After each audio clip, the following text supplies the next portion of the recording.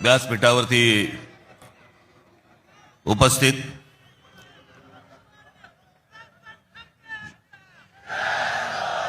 शिवसेनेचे पक्षप्रमुख उद्धव ठाकरे,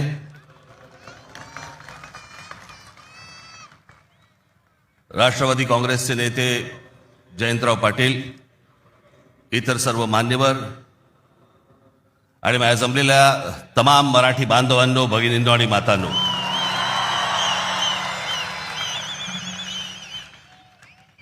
खरं तर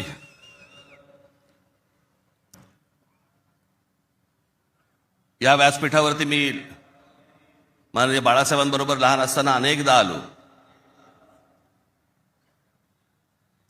शिवसेना पक्षाची स्थापनाच या शिवतीर्थावरती झाली. त्यावेळेला माझे आजोबा प्रबोधनकार ठाकरे हे देखील इथे उपस्थित होते.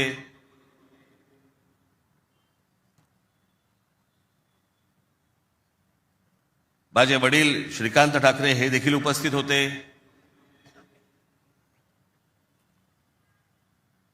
आमची माँ ही देखील उपस्थित होती.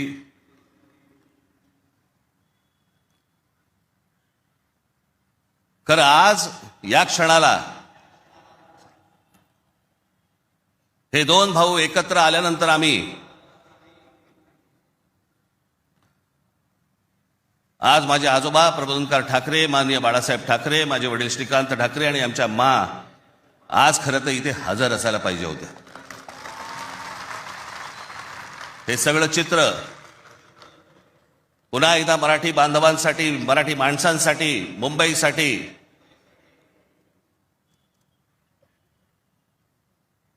हा आम्ही दोन भावांनी उभारलेला सगळा लढा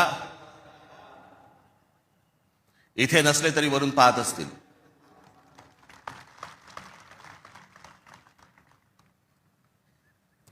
आज बऱ्याच गोष्टी मी आपल्यासाठी जरा थोडंसं घेऊन आलोय.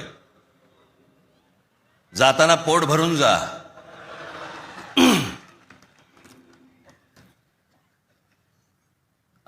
अनेक सामाजिक संस्था आहेत, मराठीवरती काम करणारे आहेत, अनेक लोक आहेत, ज्या लोकांनी अनेक दिवस आवाज उठवला या सगळ्या विषयात. मी सर्वप्रथम त्यांचे मी आभार मानतो. दीपक पवार आहेत, त्यांच्याबरोबरचे अनेक सहकारी आहेत, त्यांचे आभार मानतो. अनेक टेलिव्हिजन चॅनलचे आणि वर्तमानपत्रांचे संपादक आहेत, पत्रकार आहेत, त्यांनी गेले काही दिवस जी आम्हाला साथ दिली त्याबद्दल त्यांचेही मी मनापासून आभार मानतो.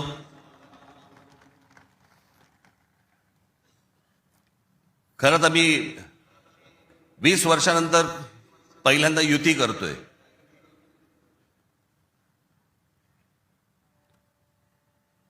आणि त्याच्यामुळे अनेक या युतीच्या सगळ्या अख्ख्या प्रोसेसमध्ये अनेक लोकांना तिकीटं दिली गेली, अनेक लोकांना तिकीटं नाही देता आली, अनेक जण नाराज झाले, जे जवळचे होते, सहकारी होते. काही जणांना वाटलं दुसऱ्या पक्षात जावं, काही नाराज झाले, काही रागावले, काही गोष्टी झाल्या, होतात. त्याला काय, आमच्या पण हातात काही गोष्टी नसतात. पण त्यांना दुखवणं हा काही आमचा हेतू नव्हता.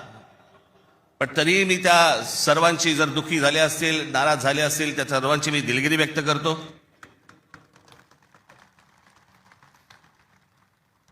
आपलेच आहेत, परत येतील.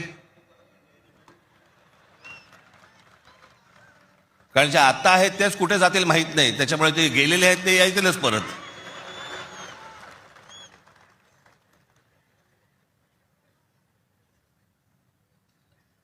त्याच्यामुळे ह्या सगळ्या गोष्टींमध्ये मी त्यांना समजू शकतो. मुळात मी आणि उद्धव आम्ही दोघेजण एकत्र येण्याचं सगळ्यात महत्वाचं कारण म्हणजे या मुंबईवरती आलेलं संकट. मी गेले अनेक वर्ष या सगळ्या विषयांमध्ये बोलत आलो. गेले अनेक वर्ष मी माझ्या भाषणांमधून हे सगळे मुद्दे मांडत आलो की कशा प्रकारचा डाव रचला जातोय. आणि मग मध्यंतरी या राज्य सरकारने हिंदी सक्तीचा विषय आणला.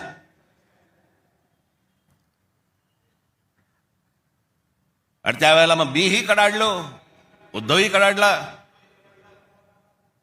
आणि त्या सगळ्या याच्यामध्ये त्याच्या अगोदरच माझी एक मुलाखत झाली आणि त्याच्यामध्ये मी सांगितलं होतं की कुठच्याही वादापेक्षा आणि कुठच्याही भांडणापेक्षा महाराष्ट्र मोठा आहे.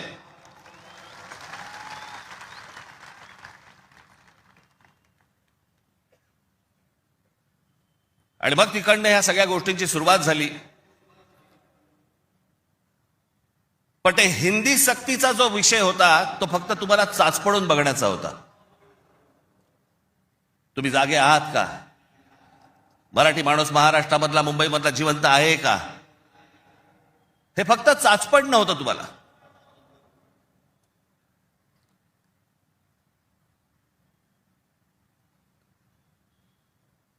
(2024) याच्यानंतर या विधानसभा निवडणुकांनंतर या सरकारला काय फेफराला माहित नाही. जे हवं वाटेल ते मनाला काय जे हवं ते करायला लागले. आली कुठून हिंमत?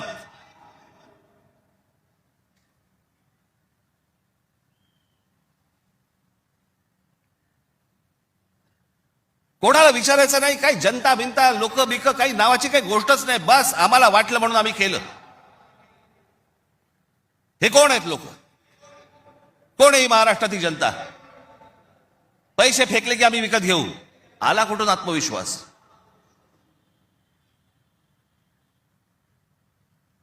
इतकी वर्ष मी आता राजकारण बघतोय. काँग्रेसची लोक सत्तेवरती होती, अनेक लोक सत्तेवरती होते, परंतु ते लोकांना घाबरून असायचे, जनतेला घाबरून असायचे. आता घाबरणं बिबरणं काहीच नाही. गृहीत धरून टाकलं तुम्हाला. कुठून येतात मतं ह्यांच्याकडे, कशी येतात, काय येतात, याचा लढा तर बाकीच्या ठिकाणी सगळ्या ठिकाणी सुरूच आहे. ते बोगस वोटर आणि ते ईव्हीएम मशीन पासून सगळ्या गोष्टी सुरू आहेत. पण ह्याच्यामध्ये सगळ्यात महत्वाची गोष्ट बघा, आता उद्दामपणा कुठपर्यंत गेला यांचा. अकोटमध्ये भाजपने एमआयएमशी युती केली.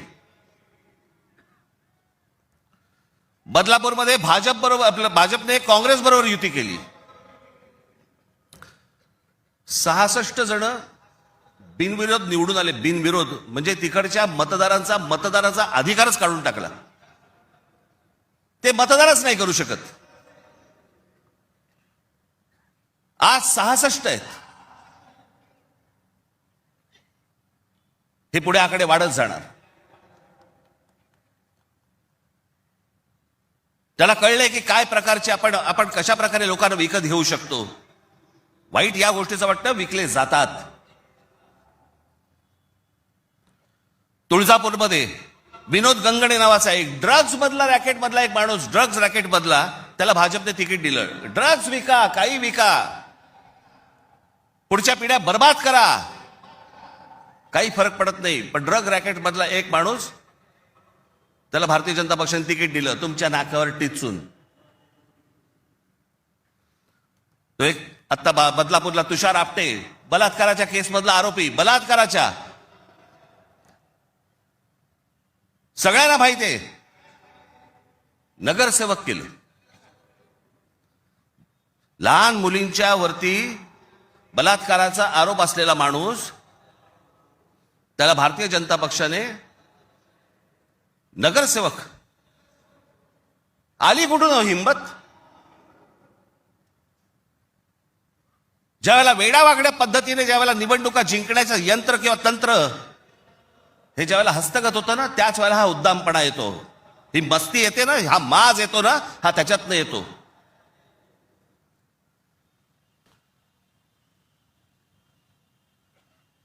अख्खी मुंबई विकायला काढली, अख्खा महाराष्ट्र विकायला काढला, अख्खा देश विकायला काढला.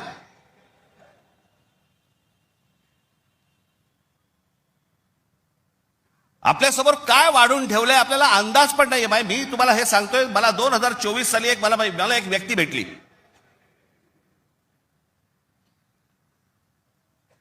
लोकसभेच्या निवडणुका झाल्यानंतरची गोष्ट सांगतोय. आणि त्यांनी मला जी माहिती दिली, आणि ती माहिती दिल्यानंतर माझे सगळे लोक, माझे काय रिसर्च टीम सगळी जी काही कामाला लागली, ते जे काही झालंय ते आज मी तुम्हाला इथे दाखवणार आहे.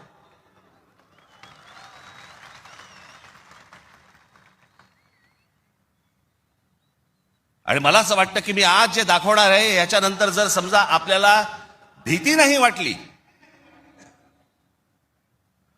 तर मला असं वाटतं या देशात निवडणुका न लढवलेल्याच बऱ्या.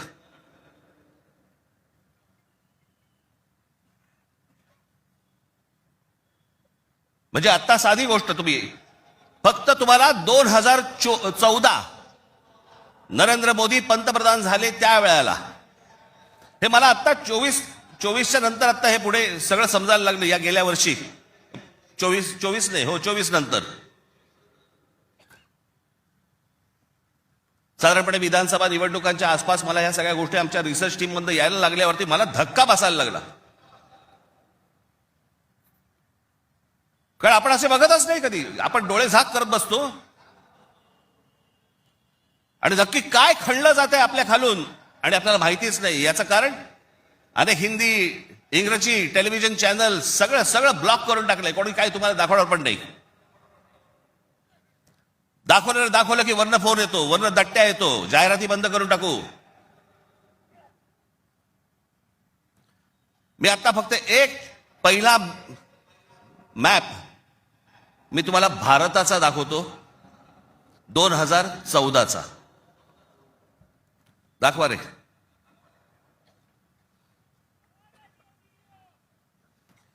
हा आहे 2014चा गौतम अडानी यांचे प्रोजेक्ट्स किती होते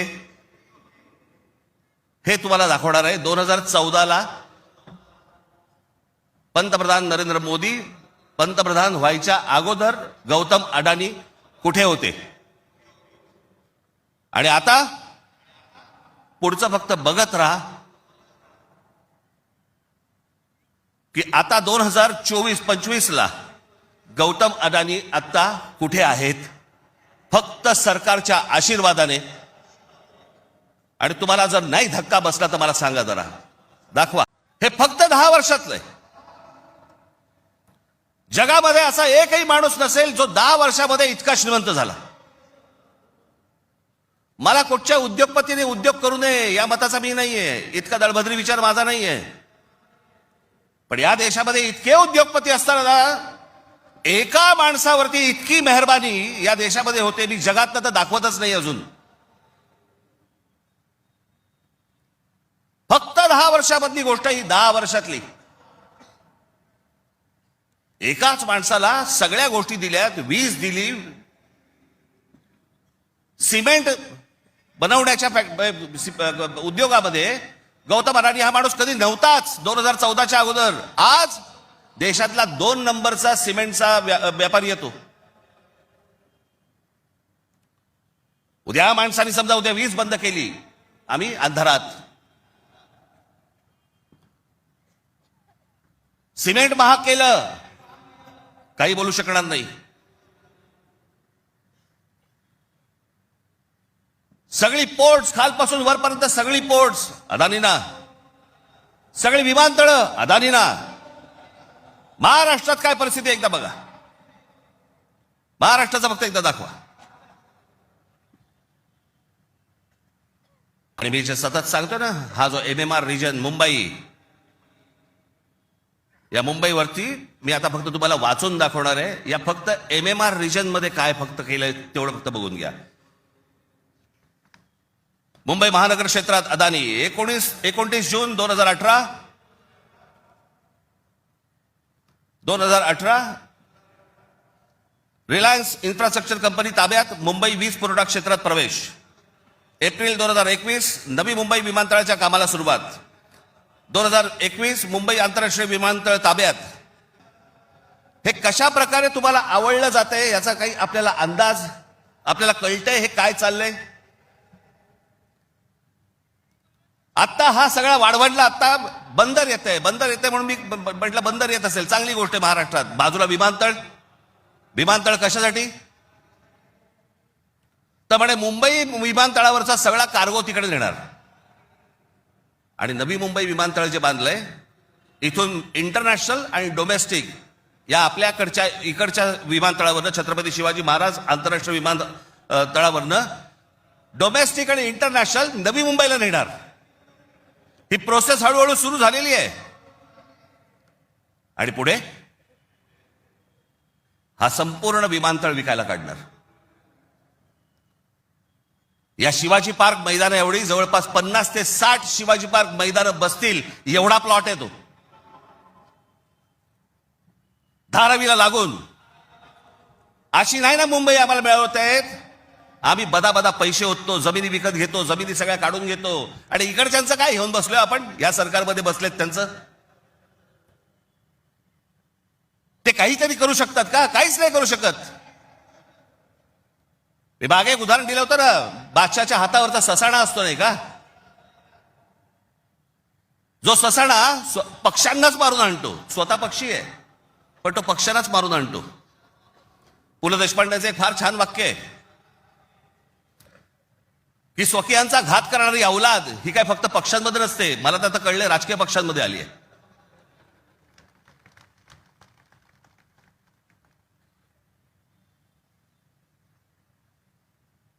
डोक्यात गेली सत्ता, डोक्यात. हा जो भूगोल आहे ना, हा भूगोल नीट समजून घ्या.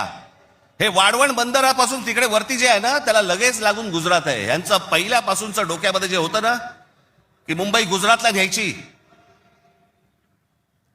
मग मुंबई गुजरातला न्यायची असेल तर काय करायला लागेल? पालघर जिल्हा ताब्यात घ्यायला लागेल, ठाणे जिल्ह्याचा भाग ताब्यात घ्यायला लागेल, या MMR रिजनचा भाग ताब्यात घ्यायला लागेल, तर मुंबईपर्यंत पोहोचता येईल. माणसं पहिली बदा तिकडे टाका, त्यांचे मतदारसंघ फोडा, मराठी माणसांना फोडा, हे मतदारसंघ ताब्यात घ्या आणि त्याच्यानंतर सांगा अरे खासदार तर आमचाच, आमदार तर आमचाच, नगरसेवक पण आमचाच, महानगरपालिका ही आमच्या हातात. हे सगळं करून मुंबई गुजरातला कशी जोडता येईल याच्यासाठीचे हे सगळे लॉंग टर्म प्लॅन सगळे सुरू आहेत.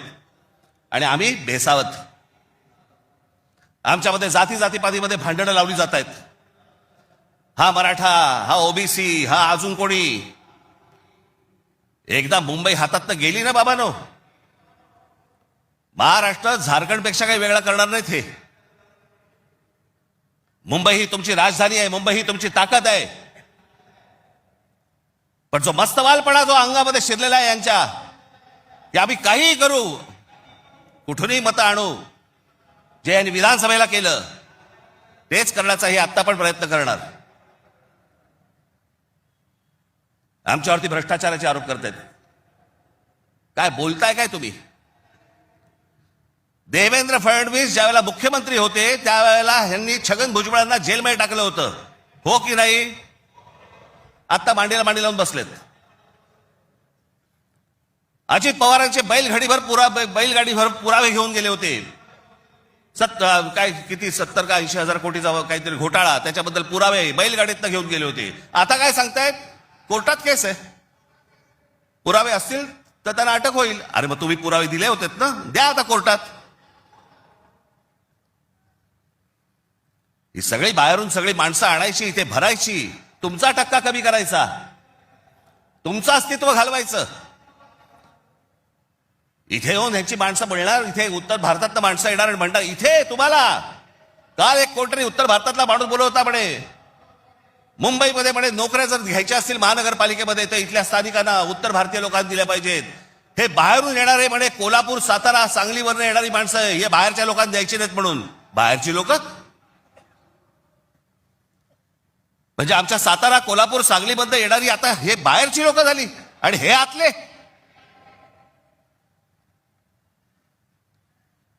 कृपाशंकर सिंग सारखा माणूस यांचा नेता भारतीय जनता पक्षाचा, तो म्हणतो काय उत्तर भारतीय महापौर करू. यांची हिंमत कशी होते हो बोलायची? आपण जाऊन बोलू शकतो का तिकडे?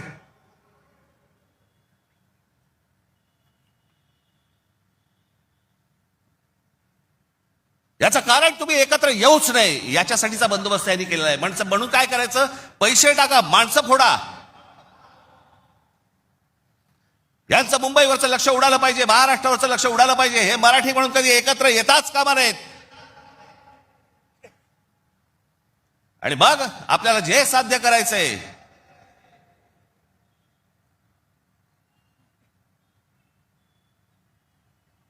जी जी लोक येत आहेत ती ती लोक तुमच्यावरती उड्या मारतायत, वाटेल ते बोलतायत तुम्हाला. मुंबईमध्ये, महाराष्ट्रामध्ये तुम्हाला घरं नाकारली जात आहेत. काल परवाकडे कोणतरी एक तामिळनाडूमधून रसमलाई आली होती.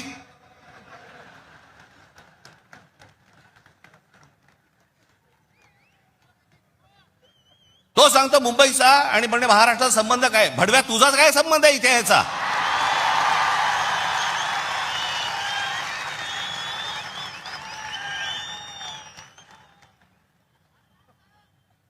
यांच्यासाठीच माननीय बाळासाहेब बोलले होते, हटाव लुंगी आणि बजाव पुंगी.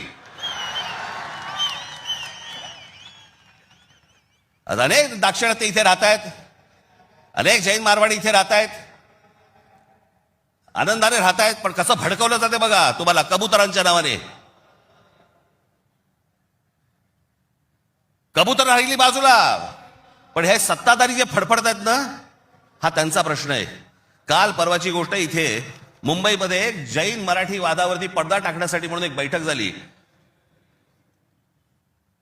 ही बातमी फक्त नवाकाळला आली होती. त्यांचे कोणतरी एक जैन मुली निलेश चंद्र आहेत, निलेश चंद्र बघा. ते जैन मुली निलेश चंद्र काय सांगतायत, तर कबुतरे खाणे आणि मांसावरून मराठी जैन समाजात पेटलेला वाद मिटवण्याची जबाबदारी मुख्यमंत्री देवेंद्र फडणवीस यांनी भाजपा मंत्री मंगल प्रभात लोढा यांना दिली. मात्र मंगल प्रभात लोढा यांनी हा वाद मिटवला नाही, तर ह्या समाजामध्ये जास्तीत जास्त भांडणं कशी लागतील हे पाहिलं. म्हणजे मराठी माणसापासून गुजराती बाजूला करायचे, आता ही लुंगी अंडी इकडनं तामिळ बाजूला करायचे, अजून कोणतरी युपी मधनं बोलवायचा त्याच्यात अजून ते बाजूला करायचे. तुम्हाला या महाराष्ट्रामध्ये मुंबईमध्ये एकट्यात पाडायचं. एकटे असलो तरी काफी होत.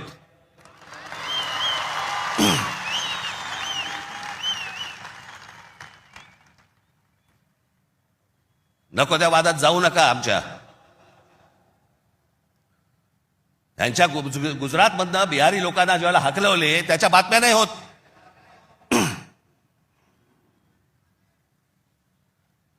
ज्याने बिहारी लोकांना तिकडनं हकलवले, जवळपास 10 का 20 हजार लोकांना हकलवून दिले बिहारमधनं, भारतीय जनता पक्षाने त्याला तिकीट दिलं, निवडणुकीचं तिकीट दिलं. आणि हे वाद फक्त तुमच्यासाठी आमच्यासाठी इथे फक्त करून ठेवतायत. गेले अनेक वर्ष सांगतोय तुम्हाला, हे सगळं हे जे मुद्दामून जे चालू आहे, तुमचं अस्तित्व नष्ट करण्यासाठी हे सगळं सुरू आहे. आजही मुंबई हातामध्ये गेली. मुंबई का पाहिजे हातात? आज केंद्रामध्ये यांची सत्ता, राज्यामध्ये यांची सत्ता, पण उद्या मुंबईमध्ये, ठाण्यामध्ये, कल्याण डोंबिवलीमध्ये, आमच्या एनेबार रिजनमध्ये उद्या ह्यांना जर काही करायचं असेल, महानगरपालिकेची परवानगी लागेल. आणि महानगरपालिका जर आपल्या हातात असतील, हे जमिनी विकून देऊ शकत नाहीत, हे अदानीला जमीन देऊ शकत नाहीत.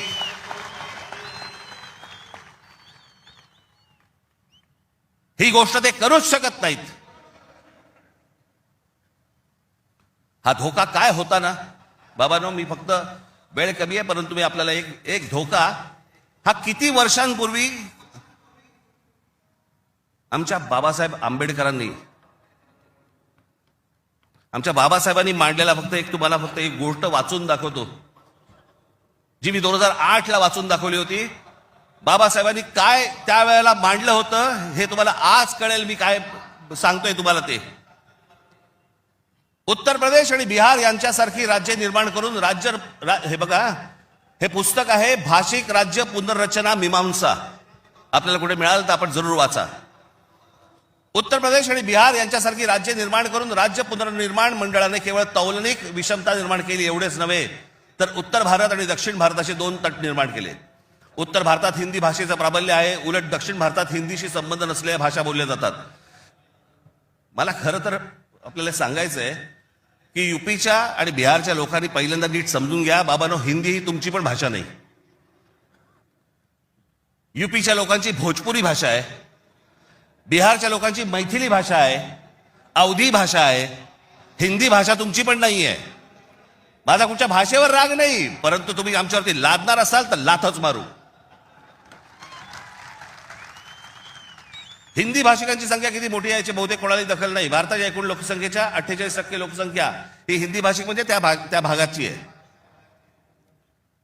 माझ्याकडे घटना निर्मितीचे काम होते त्यावेळी एक गुपित घटना मी नमूद करू इच्छितो. अर्थात गुपित भंगाचा आरोप माझ्यावरती येणार नाही अशी अपेक्षा आहे. काँग्रेस पक्षाच्या एका बैठकीतील हे गुपित आहे. हिंदी ही राष्ट्रभाषा म्हणून स्वीकारण्यासंबंधी ही चर्चा होती. घटनेचे 115वे कलम राष्ट्रभाषेसंबंधी आहे. या कलमावरती जेवढी गरमागरम चर्चा व्हायला झाली तेवढी इतर कोणत्याही कलमावरती झाली नाही. प्रदीर्घ चर्चेनंतर हे कलम मातास टाकले आणि काय आश्चर्य, 78 विरुद्ध 78 असे मतदान झाले. कुठलाच निर्णय घेणे शक्य झाले नाही. या वस्तुस्थितीमुळे दक्षिण भारताचा उत्तर भारतावरती किती कटाक्ष आहे हे तुमच्या लक्षात येईल. उत्तर भारत संलग्न झाला आणि दक्षिण भारत विच्छिन्न राहिला आणि राजकारणात हिंदी व उत्तर भारताचे वर्चस्व असेच चालू राहिले तर परस्पर द्वेषभाव निर्माण झाला नाही तरच नवल. केंद्रीय सरकारात एका राज्याला दुसऱ्या राज्यावरती अशा आगंतुकपणे वर्चस्व चालू देणे धोक्याचे आहे. घटक राज्ये समतोलाची राखण्यास केंद्रीय शासनामध्ये काही तरतूद नसल्यामुळे नवनिर्मित बिजोड राज्यांमुळे 5 प्रदेशांखेरीज इतर राज्यात अविश्वास आणि असंतोष निर्माण होईल. सध्याच्या केंद्रीय शासन पद्धतीमुळे भारताच्या राजकारणात उत्तर प्रदेश इतर राज्याहून प्रबळ ठरेल ही भीती केवळ दक्षिण भारतीयांचीच नसून पंजाब, बंगाल व इतर राज्यांनी व्यक्त केलेली आहे आणि ही भीती निराधार आहे असे कोणीही छातीरोखपणे सांगू शकत नाही. या भीतीचे निराकरण केले नाही आणि आता विशेष उपाययोजना केली नाही तर ही भीती राष्ट्रीय ऐक्यास घातक ठरल्याशिवाय राहणार नाही. हे सत्य कोणी लपवू शकत नाही. आमच्या परमपूज्य डॉक्टर बाबासाहेब आंबेडकरांनी तेव्हा लिहून ठेवलंय की हे किती घातक आहे ते. हे काय चाल चालू आहे तुमच्या विरोधात, हे काय प्रकारचं षडयंत्र सुरू आहे. जो इतका बलवान महाराष्ट्र, इतका सुसंस्कृत महाराष्ट्र, या देशाला दिशा दाखवणारा महाराष्ट्र, सगळ्या बाजूनी संपन्न असा महाराष्ट्र, हे सगळ्या बाजूनी येत आहेत आणि महाराष्ट्र आणि तुम्हाला फक्त इथे तुमचे चावे घेत आहेत. तुम्हाला उद्ध्वस्त करायचं आहे ना. उठा या जमिनीवरनं, निघा इथून, आम्ही येत आहोत. काल परवाकडेच मी एका चॅनलला सांगितलं, हिरे असतात, मोती असतात, सोनं असतं, चांदी असते, अजून काही मौल्यवान गोष्टी असतात. फक्त जमीन या एकाच गोष्टीला रिअल इस्टेट म्हणतात, खरी संपत्ती. दुसऱ्या कोणत्याही गोष्टीला रिअल इस्टेट म्हटलेलं नाहीये, फक्त जमिनीला रिअल इस्टेट म्हटलंय. कारण ती तुमची संपत्ती आहे. तुमच्या पायाखालची जमीन आणि तुमची भाषा ही मेली की तुमचं अस्तित्व संपलं, तुम्ही कोणी नाही आहात. जगात अनेक देश, अनेक लोक हे भाषा संपली, देश गेला, जमीन गेली म्हणून संपले.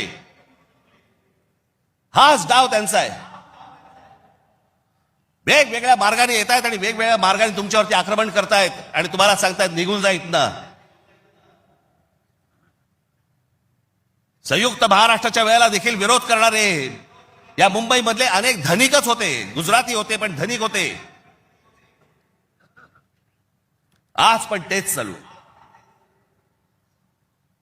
आणि आज हे संकट त्यावेळेला इतकं नव्हतं, पण आज खरं तर तुमच्या उंबरठ्यावरून वरती येऊन उभं आहे. कधी तुमच्या दरवाजावरती टकटक होईल तुम्हाला पण कळणार नाही. कधी तुम्हाला इथनं बाहेर काढतील तुम्हाला कळणार पण नाही. आज मुंबई, उद्या ठाणा, कल्याण, डोंबिवली, सगळे सगळे भाग, उद्या पुणा, नाशिक, जे जे चांगलं आहे. आज कोकणपट्टी अख्खी रिकामी करतायत. जमिनीच्या जमिनी विकत घेतल्या जात आहेत. मी त्यावेळेला त्या बुलेट ट्रेनला विरोध केला होता. आजही माझा विरोधच आहे. कुठे चालली आहे बुलेट ट्रेन? बुलेट ट्रेन फक्त बघा, ही बुलेट ट्रेनचं स्टेशन, शेवटचं स्टेशन गुजरातमध्ये चाललंय, जिकडे गिफ्ट सिटी उभी केली आहे. Gift city. Ahmedabad bullet train station पासून 90 किलोमीटरवर डोलेरा नावाचं एक पूर्ण नवीन शहर बसवलं जातंय. डोलेरा नावाचं एक पूर्ण नवीन, हे शहर 903 स्क्वेअर किलोमीटरचं आहे, म्हणजे मुंबईपेक्षा 1.5 मोठं. आणि तिथे वेदांत आणि फॉक्सकॉनची 1.5 लाख करोडची सेमी कंडक्टर प्रोजेक्ट्स येत आहेत. अहो, आपल्याला समजत पण नाही हे काय चालू आहेत नक्की. यांचे कुठून रूळ चालले आहेत आणि कुठून गाड्या चालल्या आहेत आणि कुठून यांचे मार्ग सुरू आहेत आणि काय घेऊन जायचंय ह्यांना आणि काय आणायचंय, इथे काय भरायचंय. एकदा जाऊन बघा हो. वसई विरार पासून सगळ्या गोष्टी बघा, कसे कसे भरत येत आहेत, कसे भरत येत आहेत. तुम्हाला घरं नाकारणार, ह्यांना सगळ्यांना घरं मिळणार. तिकडनं बाहेरच्या राज्यातनं गुजरातमध्ये येणार, ह्यांना घरं मिळणार, तुम्हाला नाकारणार. अहो तुम्हीच नसाल, तुमचंच अस्तित्व नसेल, काय चाटायच्या महानगरपालिका?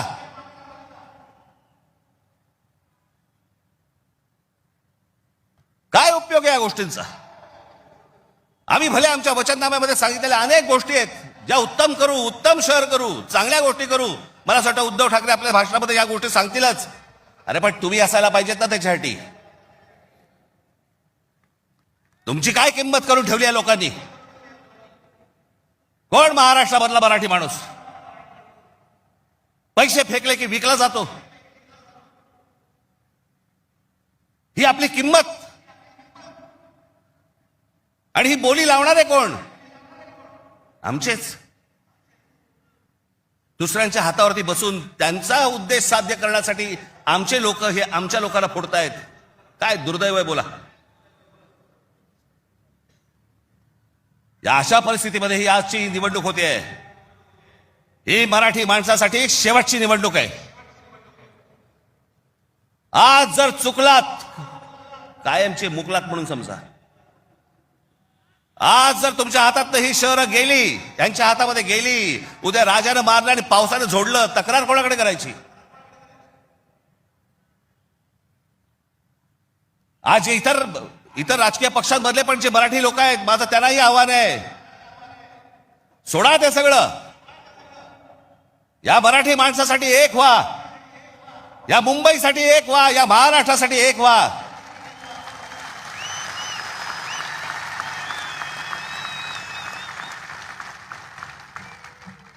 ज्या इतक्या वर्षांच्या परंपरेने, इतक्या लोकांच्या तपश्चर्याने ही मुंबई महाराष्ट्राला मिळाली. 107 आमचे हुतात्मे गेले.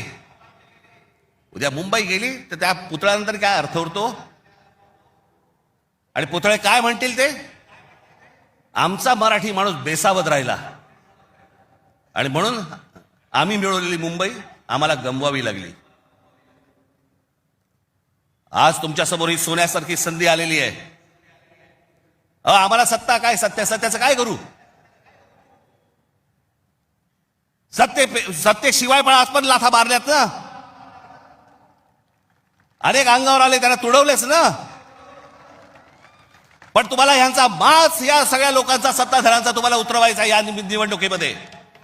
कुठेही बेसावध राहू नका. माझी आपल्याला सगळ्यांना एक फक्त सांगणं आहे, हे ईव्हीएम मशीनवरती लक्ष ठेवा. दुबार मतदार सकाळी 6 वाजता, मला जेवढे काय बीएलए नेमलेले आहेत, सकाळी 6 वाजता तिकडे सेंटरवरती पाहिजेत दोन्ही पक्षांचे. आणि दोन्ही पक्षातले जे सगळे लोक आहेत यांना फक्त मी एकच सांगतोय, बाबांनो, आता आपल्यातलं काही वाद नाही. आता खरी लढाई त्यांच्याशी आहे.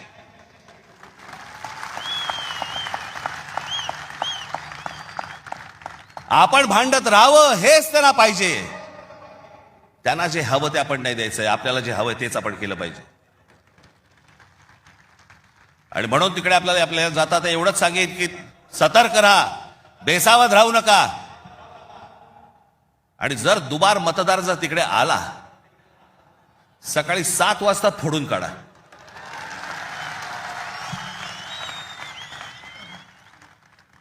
ही मुंबई राहावी, हे महाराष्ट्र राहावं, राज्य राहावं, हे मराठी माणसाच्या हातात राहावं, तुमच्या हक्काचं असावं, तुमचंच आहे ते.